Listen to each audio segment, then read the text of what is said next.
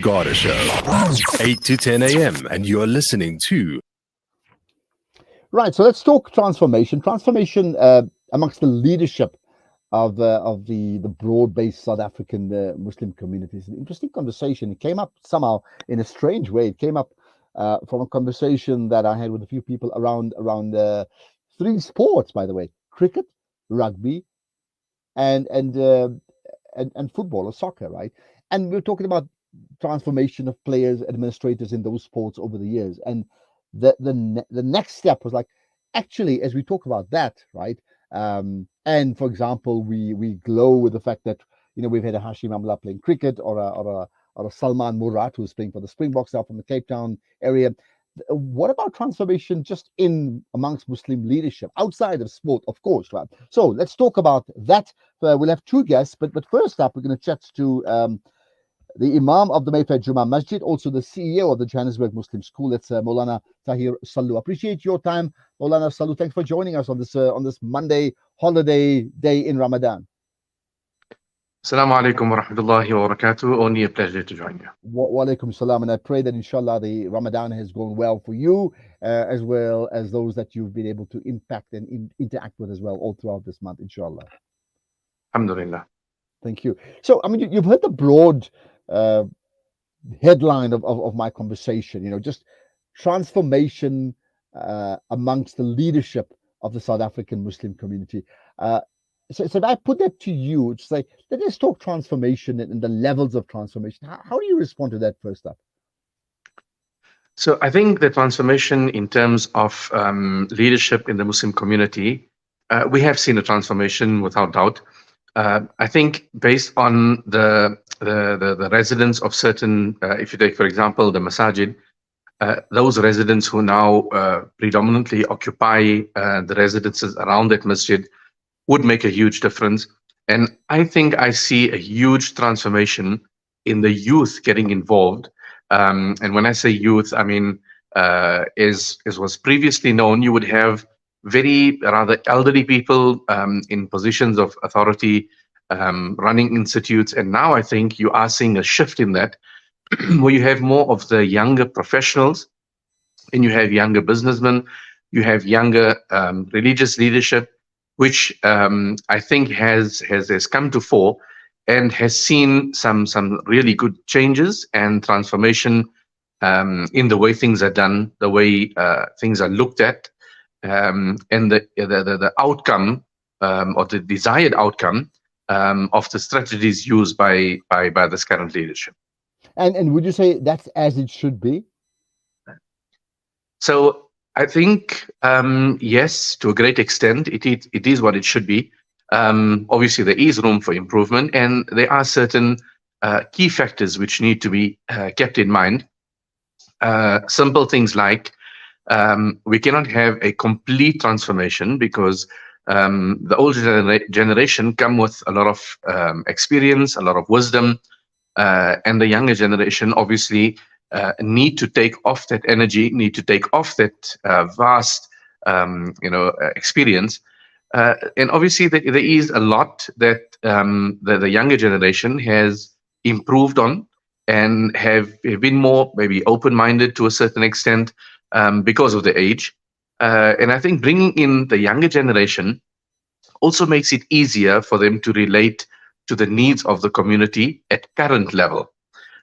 So where sometimes you would have people in a position for maybe too long, which also stagnates progress and abilities to do things. Mm-hmm. It's an argument that has been put forward about South Africa's parliament, where so many of the cabinet ministers are in their 70s and some are even older than that, and they're not just that, they've been there for just so long.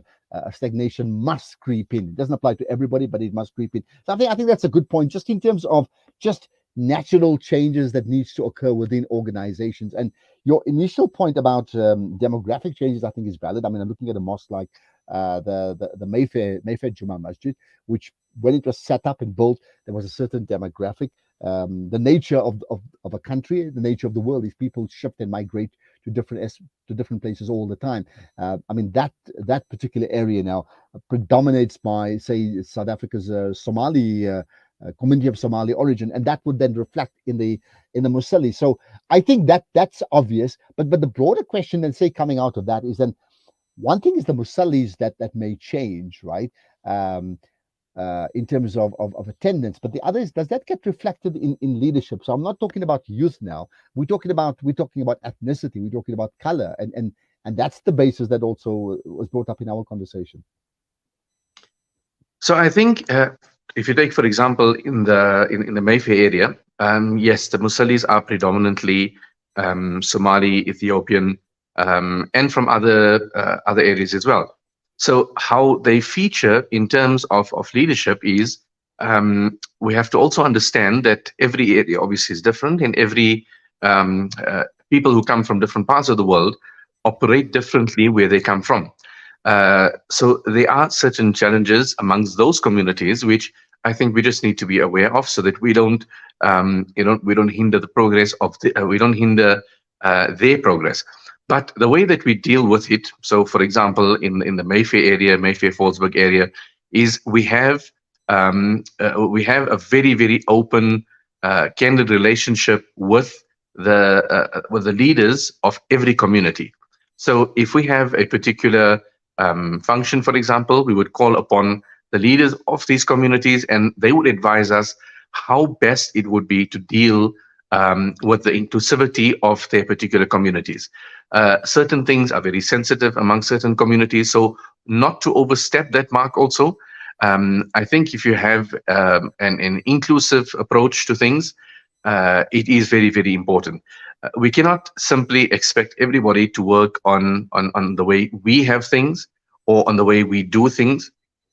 It is very important, to consider other communities, to consider other views, and I think that is where you find, the beauty of Islam coming out, when everybody can sit together. So a common principle in Islam is consultation, mashwara, and as long as we can keep that, I think it does open up the way for a lot of good. Yes, and I think that makes sense, because I mean you're right. Again, different communities that you mentioned, Somalis and Ethiopians, and one can talk about Muslims of even South Africans of Indian origin, Pakistanis, Cape Malay. Each one has their own nuances. So one has to understand there are cultural nuances, if not religious nuances, and the idea is to, in your consultation, to accept that there are those nuances, but bring them together, isn't it? Correct. And I think everybody has got some beauty which we can take from. And as long as we can just stay focused on the things that we can work together with, where we agree on things, and where we can accommodate each other, we can achieve so much by drawing from the things that we can learn from other communities. Yeah. Now, what about, I'll just sort of fast forward to top level. When we talk about leadership of the South African Muslim community, we're not even talking about a mosque now. We're talking about the highest levels of Muslim leadership in the country, and therefore one would naturally look at the Jamiat al-Ulama. I'm just calling it Johannesburg because the names change often, where it's Gauteng. Then there's KZN. Then of course there are different names in the Eastern Cape. Then there's the Muslim Judicial Council, and a few others, South African, I think, Sunni Council. There's many like that, right? But without even worrying about some of the slight differences that they may have in how they carry out their duties, the broad question, and this came up, is like, so how many of these, let's say there's 100 of these people that make up the leadership of all these bodies, how many of them are ethnically black or black African? And if the numbers are one or two, then why would that be the case when the same Muslim community thrives on being that we're a non-racial community, and at the same time we're making demands on government to ensure that we must transform our own society anyway from what it was to what it is? So there is representation from on most of the Islamic bodies, representation from different communities, from different ethnic backgrounds. You would have people of all races that live in that particular area, or that would be part of the Muslim community as such. So yes, there is inclusivity of everybody on there. I think people generally judge based on a figurehead that is the spokesman of maybe those particular organizations. And I think that is also something that is very important.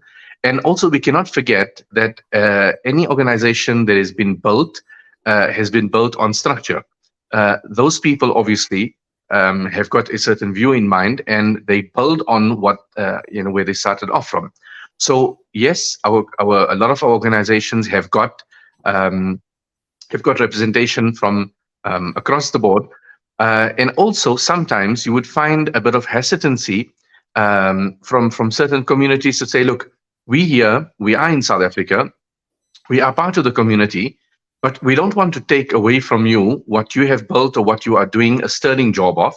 We are prepared to assist wherever you need us. We would like to be part of your consultations, but we don't want to go the step forward and take on senior leadership, because we feel that there's a lot of work that has gone into it. We appreciate the way you do things, and we would like to assist wherever possible.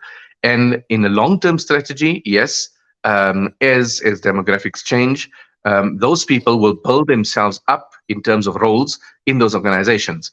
So it's not something that will obviously be overnight, but there is something that is in the back of the minds of most organizations.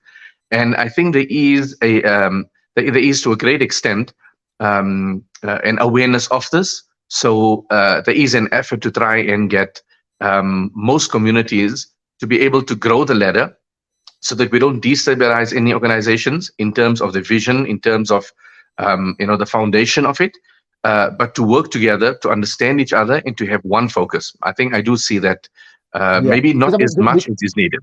Okay, because here's the point. You do agree. We pray, inshallah, more and more people in South Africa embrace Islam in the same way that many of the countries that are predominantly Muslim in the world nowadays, at one stage they were not predominantly Muslim. In fact, they were very sparse with Muslims, and inshallah, over a period of time, people understand the truth and they embrace the Islamic faith, and that must be our dua and our wish that happens in South Africa. But as that happens, then similarly those communities and the ability to keep it as just sort of one or two communities as we would know it before, that will change and that must change. So it presents its own problems, but therefore those communities need to be seen to be represented. The question is, is there a need to fast track that to make it urgent as opposed to a long-term a wish list, right? I'll get your thoughts right after this.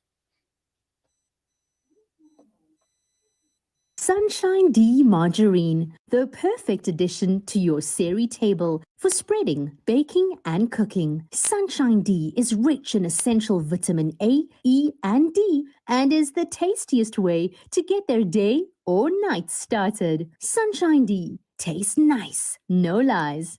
When you give water, you're reaching out to drought-affected areas, bringing them to life. Fresh water to drink, to clean, and to grow. That's the power of water. Donate now to Islamic Relief.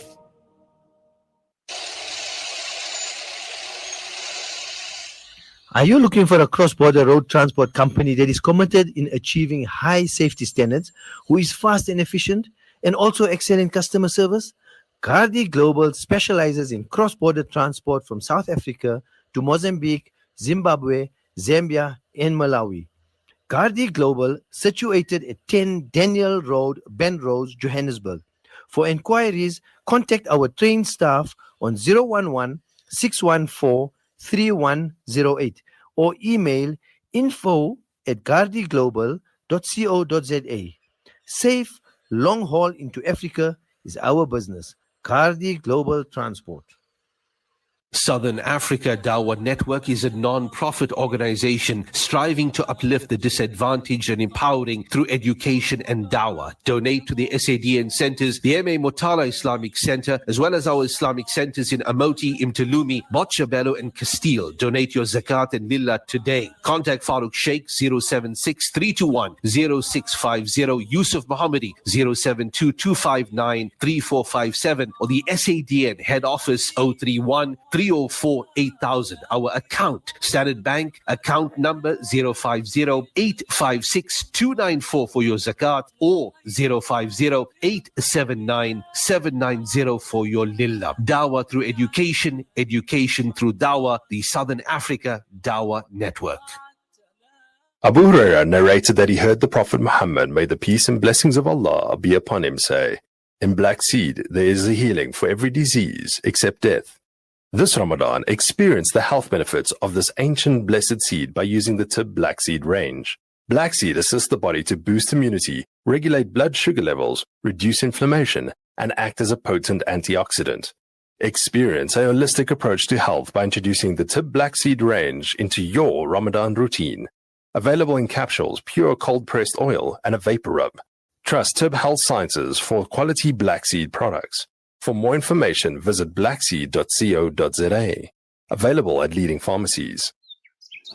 When the perfect blend of stylish decor, exquisite halal cuisine, and warm hospitality come together, it could only mean Al Bayt Lodge, your true home away from home. Al Bayt is the ideal heaven for families, business people, and tourists with its 4-star family rooms and other luxurious facilities, conveniently situated close to Port Elizabeth Airport, the beach, and other amenities. Your stay will be truly unforgettable, as you'll be taking home lasting memories of the warm hospitality, the serenity and tranquility that Al Bayt has to offer.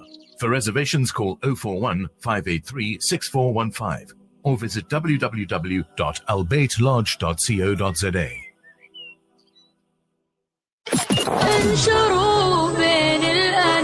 Salam Media, your spiritual companion this Ramadan. The Ashraf Garda Show, 8 to 10 a.m.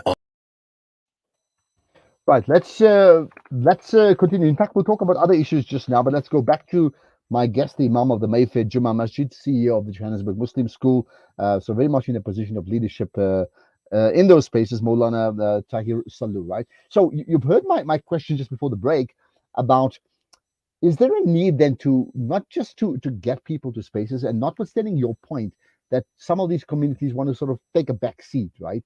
But is there not a need for an urgency to fast track that acceleration up the ladder as you described? So I think there is obviously room for fast tracking, but also sometimes fast tracking comes with challenges. So if we look throughout the world, the moment we bring in sort of a too fast approach to things, locally, if we look at the whole BEE situation, where people who are deserving of a position but are not ready for it, it actually hinders the progress of those organizations. But if they are groomed, with all their experience and all their knowledge, but they understand what is the vision of what is required of them, I think it's far more beneficial. Yes, as a community, we can definitely look at methodologies which can be utilized in order to fast track this, but just keeping in mind that we just need to focus and also assist the people coming in from whatever backgrounds they come in, so that we're not just simply throwing them in the deep end and leaving them with a burden which then becomes overbearing for them. Well, I think that makes sense. I mean, therefore, it's not about simply the appointment, right? It's about creating the infrastructure, let's call it at middle management, to identify the leadership, and then once it's identified, to accelerate it, but also to ensure that there's effective input into growing them so that they become the absolute successful leaders of a community. Because generally speaking, and it's not just in South Africa, when people come from outside the majority communities, there's a sense of othering people, and it happens everywhere. And you don't want that to happen. You want it to be a natural transition where people see, like, that's my leader who speaks isiXhosa as a first language, and who's the Imam, and I'm absolutely inspired by him. When that sort of thing normalizes, then you would know that the South African Muslim community is on the right track, isn't it? Correct. To give you a simple example, which I just think our communities also need to keep in mind. For example, at the time of iftar, I'm talking specifically in our masjid in Mayfair, we have approximately 500 people who are upstairs in the masjid, and the majority of whom are from countries other than South Africa originally. And in our South African culture, we prefer the savories at the time of iftar, whereas other countries are not accustomed to savories. So with dealing and interacting with people in those communities, it's come to light that they actually prefer other food items at the time of iftar. So we've done a complete transformation to our entire iftar menu, and tried to accommodate everybody. So we've actually moved away from our traditional savories, and according to some in our community, that would be like partial sin. But it's actually, and now everybody from all different parts of the world will get something on that tablecloth, which would appeal to them and which would make them comfortable. But these are decisions that we need to take, and I think these are things that all communities need to know. We obviously in South Africa, we are an ummah, so we need to be all encompassing, and within that is our strength as the Muslim community. I think that makes sense, and that's the type of thing, because that we're talking about, because one of the things that, and it's a problem all around the world, not just with Muslims, right, is the need to fit in. So if you become a Muslim, which is a universal faith, and it's free of ethnicity, but if you become a Muslim, and assuming that your Xhosa, as we spoke earlier on, so you come from a Xhosa background, and the dominant Muslims in the South African landscape would be Muslims of South African Indian origin, or South African or Cape Malay origin, then there's this unwritten rule that you need to fit in with them, right? It applies everywhere else. Like you go to a school in Britain, and if your name's not John, and if your name is Yusuf, you've got a funny name, so they'll call you Joe, for example, right? So I think your point about the iftar is really important. Are there other examples of that, outside even of Ramadan, where there are dynamic changes taking place that even we're not aware of?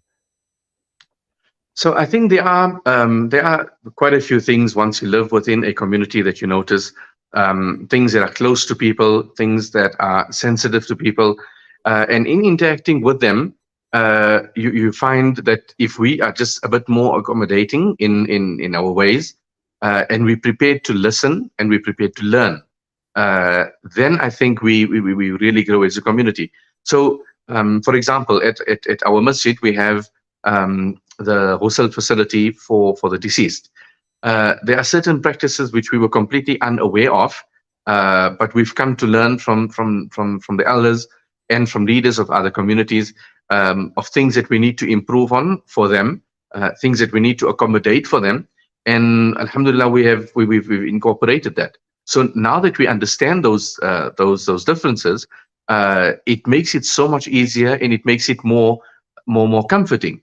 So you would find that it's such a beautiful thing that if you walk into the space of any nationality within your, let's start off on your locality, and everybody refer to you as Imam.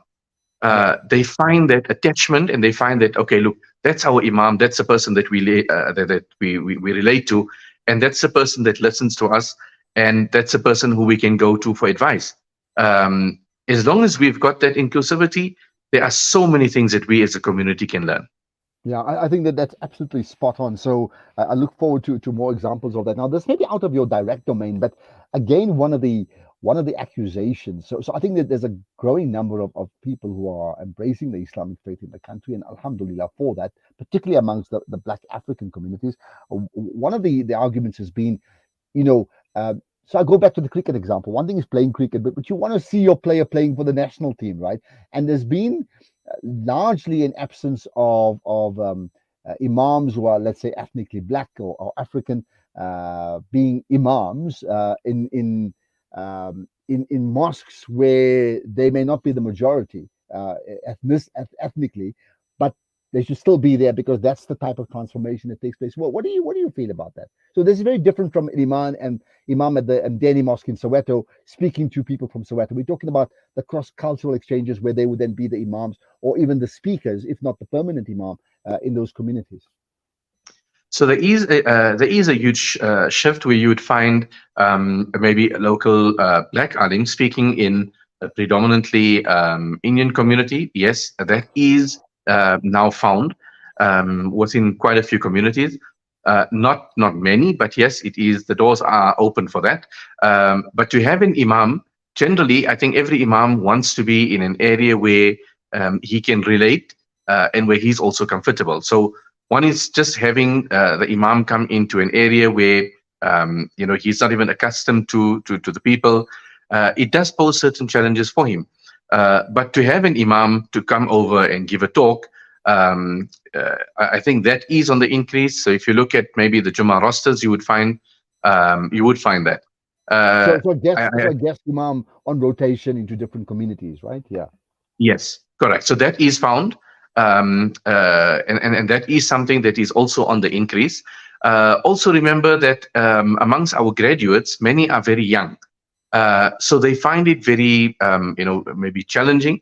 And as time goes, they get the grooming, and that does open up, a lot. And I think our communities get very happy, from what I see, when they see someone of a different origin addressing them, because they come with a different perspective, and it also shows them the unity of Islam. That the person who is in front, his nationality or his race makes absolutely no difference.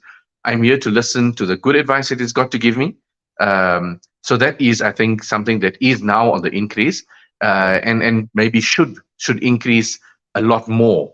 And inshallah, as time goes. Yeah, well, I agree. I think there needs to be an intentional increase. And you're quite right. I mean, I think, up to now, the accusation in South Africa is that, Muslims are Indians or Cape Malay, and they're both not true, because the fact is, many of the Cape Malays would identify as even colored, as in, that own background, as opposed to Malaysian or Javanese. But then the Indians, as we know, even in South Africa, Muslims are the minority amongst Indians, and that's an interesting phenomenon, right? So yes, I think, and we also know that on the African continent, Islam is the dominant faith. So how much of that then needs to be filtered down so that people understand that the faith of Africa is Islam? Correct. And I think sometimes we just look at things and we say, okay, why am I not seeing this? It's maybe what we're not seeing it, but it is there in the community. And sometimes when we hear of a particular topic, we tend to just go to sort of a conclusion on it, without actually giving it some positive thought, and without being realistic about certain issues. But I think as time goes, our communities are learning, and inshallah they will grow in that. Okay. What then do you make of the formation of the South African Black Muslim Conference, which I think was a few years old, and they'd had sort of annual ones in the last few years, right? What do you make of that? I think on one hand, it's good, because it's also showing that we are getting young Black ulama who are coming up, young Black leaders who are coming up. And I think the good thing is, many of them, or maybe many of them in the leadership also, consult with other ulama who are seniors in the country. They still get advice from them, and they also share ideas. They also share concerns, and in that way, I think as long as the doors of communication are open, there can be nothing but good that comes out of it. Because I suppose there's two ways to look at it. The one way is like, we're having these Black Muslim groupings because we sort of being hard done by traditional Muslims in South Africa. I'm just saying that. The other one is like, we are part of the whole, but there are certain aspects, especially because African Muslims are still a minority in South Africa, right? Although Africans are the majority, or Black Africans are the majority in the country, right? And therefore we have bigger needs to assert ourselves, and therefore, ring fencing as Black Muslim Conference, for example, all it will do, in fact, is highlight the greater urgency to assert ourselves or themselves within that community, which actually may just help the broader Muslim community. Correct. And I think also sometimes conferences like this to positively impact on the confidence of attendees. And I think it is something that is, it's a beautiful thing happening within any community. So I remember the last one, one of the younger Black ulama who was there, was a good friend of mine. He said, "Look, it's like a family gathering where your neighbors don't take offense that I'm not invited to your family gathering, because they understand that's your family gathering." So he said there's certain things which we relate to, and certain things, challenges which we find within our community, and we take this opportunity to discuss it, which I thought was a beautiful way to put it forward. And obviously, maybe people are unaware of the fact, but there are many Muslim of Indian origin who also play a very positive role in those conferences. So it's not always what just meets the eye. There is a lot that goes on behind it also, positively. So I think that is something our communities also need to keep in mind. Okay, I'm certainly aware of it. So it's not a case of, people check your skin color like in apartheid and say, actually, sorry, you're not allowed to walk in. I mean, and that's not been the case, and I'm very aware of it, right? Perhaps just the last thing that I want to just pick up on, right?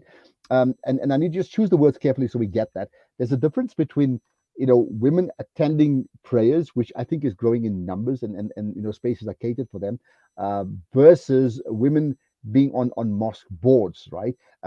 Meaning, the point that you made earlier on about various communities, that there's various nuances culturally that you need to you input, and this differs from place to place. In certain places, like I think the Western Cape, what we talk about, the mutawallis or the board of trustees, however you want to call them, right? There is high numbers of female representation on those boards, right?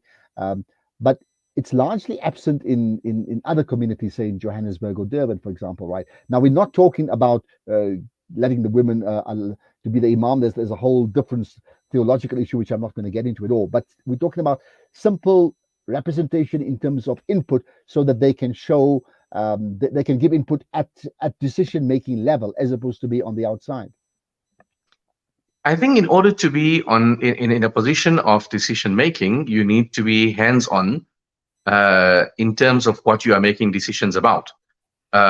So, for example, if a woman is not going to be making wudu at the masjid facility, I think it would be an injustice to her to expect her to make a decision about that. So those who are on the ground and those who are physically involved in something to have a position of decision making, that would definitely make some sense. I mean, if you take a company, nobody will call. The finance team will not say, okay, let's call upon a lady to give us some advice if she's not in that particular department. She may be the CEO or she may be the managing director, but if she's not physically involved in the department of packaging, they won't just call her simply in because she's a woman. Everybody understands that she's got her position and she does very well. And I think that's predominantly in Johannesburg when it comes to the masajid. If women are not in attendance as much as the men, and they're not physically in the masjid, obviously then it wouldn't be right to expect her to make a decision within something which she's not physically involved in. Yes, for example, masajid, they have got a ladies section, and there are issues pertaining to that. Ladies are consulted, and they are in a position of giving their views, where decisions are made based on what they say. So I think that is something that also we definitely need to keep in mind. I think that's the point. In areas which impacts them directly, and sometimes they may not be in the mosque, but certainly, as you said, if you're the imam, in fact, you're the imam of the whole community. So there are a whole lot of aspects that impacts on all those people, right? So some things are mosque related, but other things are outside the Muslim community related, and they're not part of the decision making. Then you find this complete break off in communication, and then we as a community are weaker for that. But I mean, for example, you're right about the spaces created in mosque, and we accept that some mosques do so and other mosques don't do so. People have different views on that. I get that, but one of the arguments has been, even those that do create it, often there's been this laxity where the sound doesn't work properly, and it's almost like an othering. It's like, what, they're there, as opposed to making sure that the facility is as good as it would be in the male section. Obviously, if there is a level of communication, like everything else in the community, so sometimes women do bring issues up to the imam, and then it is dealt with. But it just doesn't relate to the masjid alone. If there is something that's going on in the community, for example, the ladies get together and they realize that, we're having a challenge with the men maybe having certain issues in their homes, and it's becoming more prevalent. They will bring it to the attention of the imam, who will then discuss this at a level where it will be dealt with. So it's not like any males are not heard or females are not heard. I think as long as we listen and we give the opportunity for interaction within the bounds of Sharia, we have no issue with that. Mm-hmm. Maybe let's end by where we started, and we talked about transformation and inclusivity amongst the leadership of the Muslim community, right? So to end with, of all the things we've spoken about, and perhaps maybe I've left out a few things, what for you requires the most urgent attention? I think in our Muslim community, in terms of leadership, uh, we need to look at we need to relook our strategies in terms of running our organizations. Uh, Looking forward and future planning, I think, is very, very important. Many of our organizations, many of our masajid, etc., sit with a predicament where somebody is just thrown into the deep end. But I think if we do correct succession planning, that is all inclusive, even with the younger generation, with all people from all facets of life, all races, I think that is something that our communities really need to look at in terms of the leadership.